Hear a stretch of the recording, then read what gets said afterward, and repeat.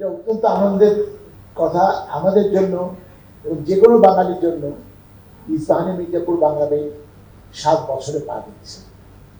গত বছর আমার যতদূর মনে পড়ে আমাদের সারা দেশ থেকে 2 লক্ষ প্রতিযোগী অংশ নিয়েছিল, নাম রেজিস্ট্রি করেছিল যারা এই অনুষ্ঠানে অংশ নিতে চায়।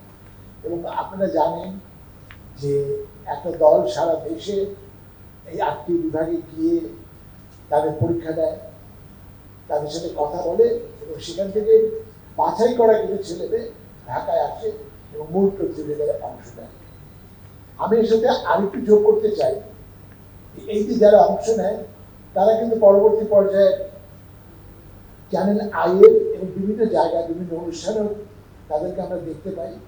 কারণ বাংলা ভাষায় তাদের যে উৎকর্ষ সাধন বা তাদের যে ভালো হওয়ার যে প্রবণতা আমরা দেখি, সেটা আমরা বিভিন্ন অনুষ্ঠানে তার প্রতিফলন দেখতে পাই।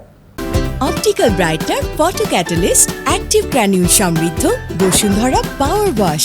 অনেকে যারা প্রথম দিকে এই অনুষ্ঠানে চ্যাম্পিয়ন হয়েছে তাদের একজন, আমি কয়েকদিন আগে আমাদের একটা তৃতীয় মাত্র অনুষ্ঠানে এসেছিলেন। আমি দেখেছি যে সে বাংলাবিদ থেকে কতটা উৎসাহ পেয়েছিল এবং সেজন্য তার বাংলার জ্ঞানের পরিধি কতটা বেড়েছে। সেক্ষেত্রে আমার মনে হয় যে একজন নয়, এরকম যারা এসছে তাদের সবার ক্ষেত্রেই এই অনুষ্ঠানের একটা বড় প্রভাব ফেলেছে। এবং এই অনুষ্ঠান করার জন্য অবশ্যই ইস্পাহানি পরিবারকে, মিডিয়াকম পরিবারকে আমি ব্যক্তিগতভাবে ধন্যবাদ দিই। ধন্যবাদ দিই এর সাথে যারা সংশ্লিষ্ট বিচারক মণ্ডলী রয়েছেন বা এর সাথে সংশ্লিষ্ট যারা রয়েছেন তাদের সবাইকে।